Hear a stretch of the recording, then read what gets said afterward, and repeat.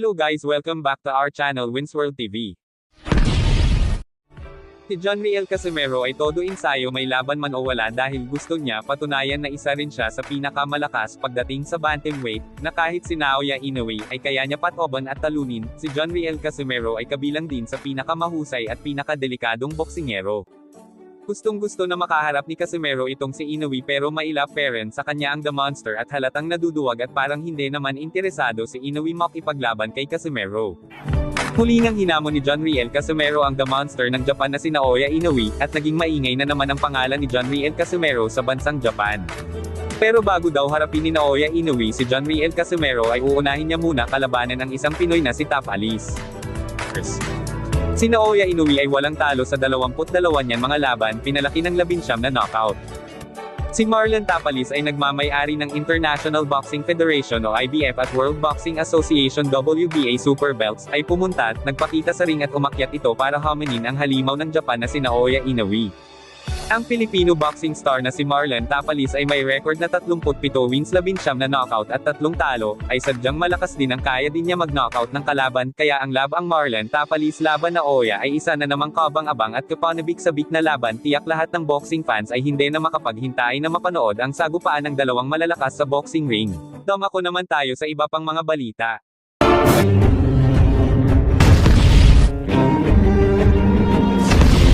Kilala ang Pilipinas na isa sa pinagmulan ng malalakas, magagaling at matatapang na boksingero. Dahil marami na dito ang nagpatunay na kilala sa buong mundo at nag-uwi ng mga world champion title sa larangan ng palakasan ng kamao o boxing. Mga pambato ng Pilipinas na buong tapang lumaban at walang inaatrasan, makapagbigay lang ng karangalan at mapagmalaki ang lahing Pilipino. Marami ng iba't ibang kwento ang nabuo, nakapagbigay inspirasyon sa mga bata at sa mga taong nangangarap maging isang world champion. Isa na rito si Mark Magnifico Magsayo, ang batang kampyon na inaabangan ng lahat, dahil sa taglay nitong lakas at bilis pagdating sa ibabaw ng boxing ring. Oli na tating alamin ang mga tagumpay ni Mark Magsayo, para maging isang world title sa larangan ng boxing. Let's go! Si Mark Magnifico Magsayo ay ipinanganak noong June 22, 1995 sa Tagbilaran City, Bohol.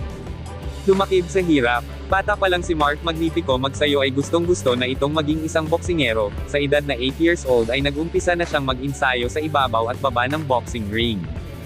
Nagtala siya ng mahigit 200 amateur bouts kung saan nakuha niya ang 4 na kampyonato. Unang laban niya bilang isang professional fight, ay kitang-kita na sa kanya ang mga galawang malulupit bilang isang boksingero. Pinatikim agad ni Magsayo ang kanyang katunggali, pinatumban niya ng 2 beses. Hindi na niya ito pinatagal at first round knockout agad ang naging panalo niya sa kanyang unang laban bilang professional boxer. Simula ng panalo niya sa kanyang unang professional fight ay patuloy ang pananalanta niya sa ibabaw ng boxing ring. July 11, 2015, ito ang pinakauna niyang laban sa isang Mexican boxer. Alam naman ng karamihan na ang mga Mexican boxer ay kilala din sa buong mundo sa pagiging malakas, at mga agresibo pagdating sa labanan ng kamao o boxing. Paglabanan nila ang IBF Youth Featherweight title. Naging exciting agad ang laban dahil sa kanilang taglay na lakas, tapang at pagiging agresibo sa ibabaw ng boxing ring. Sa una ay halos parihas lang kumokonekta ang mga solidong suntok nila sa bawat isa.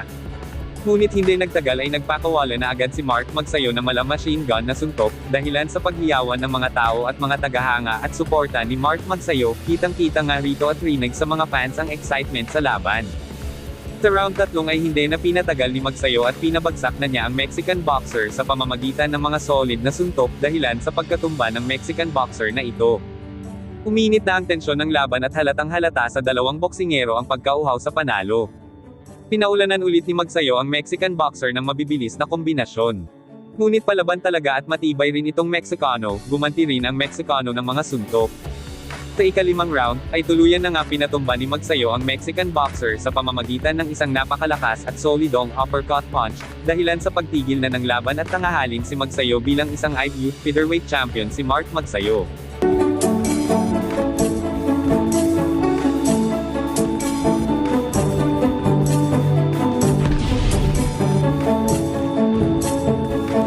Taong 2015 ng October 17 ang pinakauna niyang laban sa bansang Amerika.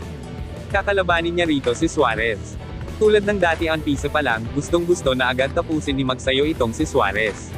Nagpakawala ng mga solidong suntok at mabibilis na kombinasyon at mga body punch itong si Magsayo, dahil malapit itong si Suarez sa lubid ay pinaulan ng mga solidong suntok ni Magsayo itong si Suarez dahilan ng pagbagsak nito. Hinaya ni Suarez at nakatayo pa ito at muling lumaban, ngunit sa kasamaang palad nagpakawala muli itong si Mark Magsayo ng mga solido at mga kombinasyong suntok. Dahil dito ay hindi na nga kinaya ni Suarez ang pinasalang natamo niya kay Magsayo dahilan ng kanyang pagkatalo. Ang batang laki sa hirap at nangarap, ngayon ay natupad na. Dahil isa na siyang ganap na world champion. Thank you for watching, salamat sa inyong panunood at huwag kalimutan mag-subscribe for more updates, and once again this is Wins World TV, saying peace, love, and good vibes lang tayo lagi, okay alright, God bless us.